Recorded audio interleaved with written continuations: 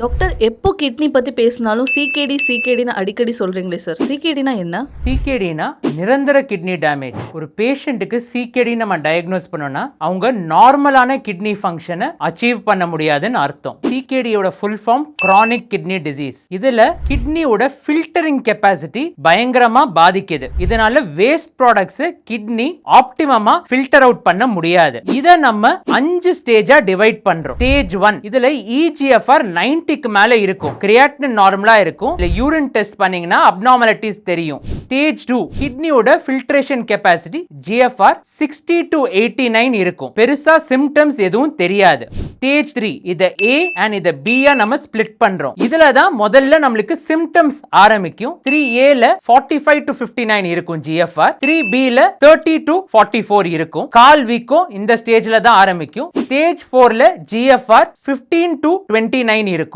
இதுல சிம்டம்ஸ் இன்னும் சிவியராவும், வொமிட்டல் சென்சேஷன் ஆரம்பிக்கும், டயர்ட்னஸ் வர ஆரம்பிக்கும். ஸ்டேஜ் 5 இததான் ESRD ன்னு சொல்லுவோம். GFR 15க்கு கம்மி ஆயிடும். இந்த ஸ்டேஜ்ல தான் GI சிம்டம்ஸ் நாசியா, வாமிட்டிங் ரொம்ப ப்ராமினென்ட்டா ஆகும். மூச்சு திணறல் வரலாம், ஆல்டர்ட் சென்சோரியம் கூட வரலாம். ஒருத்தர் சிகேடி பேஷண்ட் ஆனாலும் ப்ரோக்ரஷனை நம்ம நிச்சயமா டிலே பண்ணலாம். இதுக்கான சர்டன் மெடிகேஷன்ஸ் இருக்கு. ஆன்டி புரோட்டீனூரிக் ட்ரக்ஸ் சொல்லுவோம், ஹைப்பர் டென்ஷனை கண்ட்ரோல் பண்ற ட்ரக்ஸ் இருக்கு. உங்க டயட்ரி மாடிஃபிகேஷன் அவங்க கொடுக்கிற மெடிகேஷன்ஸை ஃபாலோ பண்ணணும் அண்ட் ஃபாலோ அப்க்கு ரெகுலரா வரணும்.